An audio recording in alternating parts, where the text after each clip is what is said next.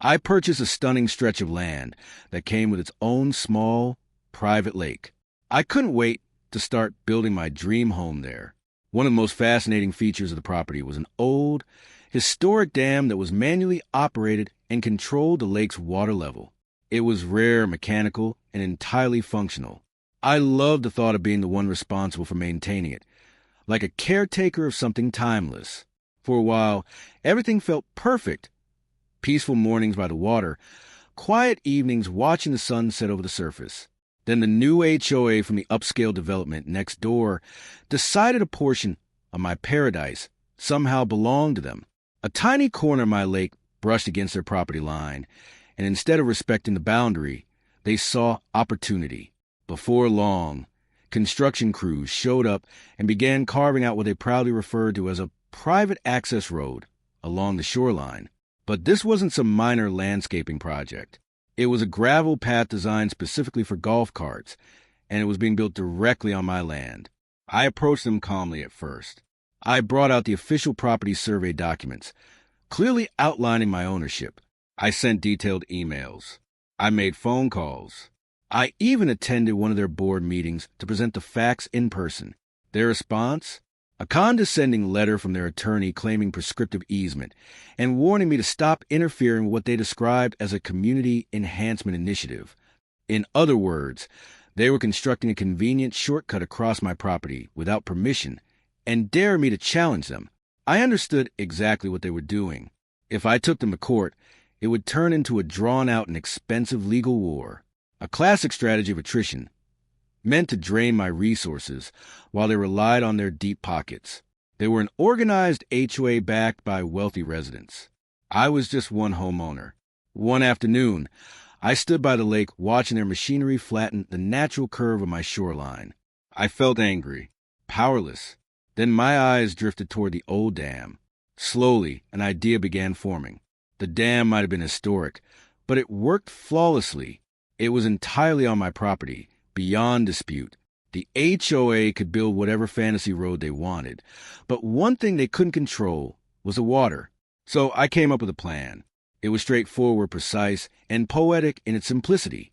I walked down to the dam, grabbed a heavy iron wrench, and began turning the large wheel to close the primary gate. It wasn't easy. The mechanism resisted with age. But with each rotation, I felt more certain of what I was doing. Over the next several days, I kept the gate mostly closed, allowing only minimal flow to preserve the ecosystem.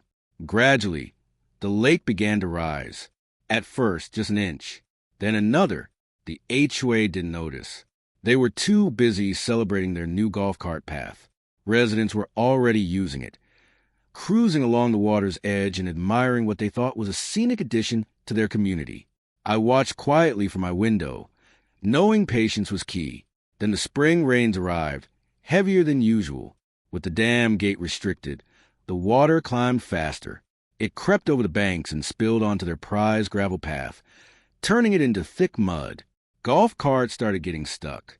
I received a few irritated phone calls, which I politely declined to return. I was simply managing the dam located on my property. Nothing more. The water kept rising. Soon, their so-called private road ceased to exist. It disappeared beneath the surface entirely, becoming part of the lake bed.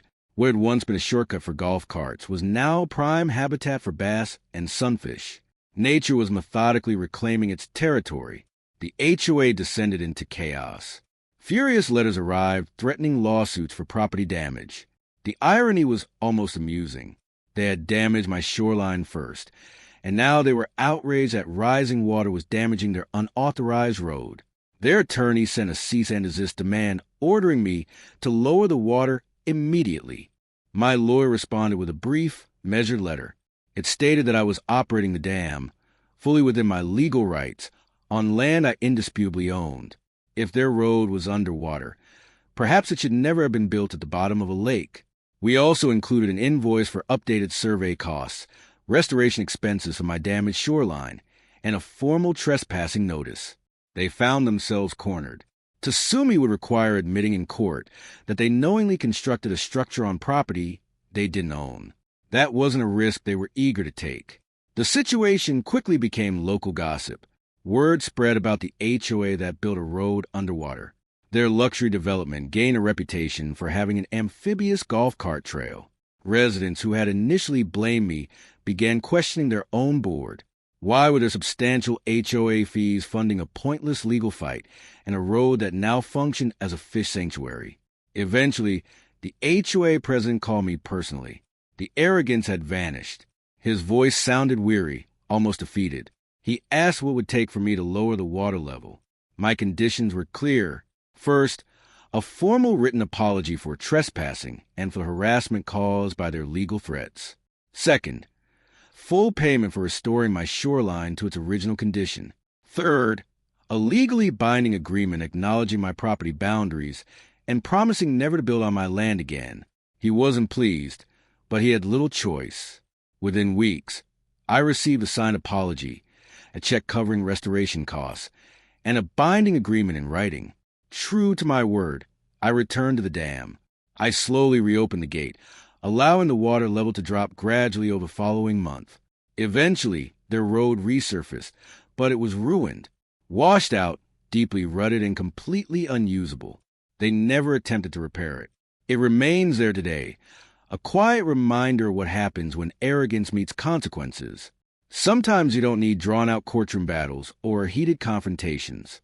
Sometimes patience, knowledge of your rights, and a bit of strategic thinking are more powerful than anything else. In my case, all it took was understanding that I controlled the water. They wanted a fight. Instead, I let the lake fight for me. I regained my peace, my property, and my privacy. And the HOA learned a very wet lesson about respecting boundaries. Thanks for listening. And if you enjoyed the story, don't forget to like and subscribe for more.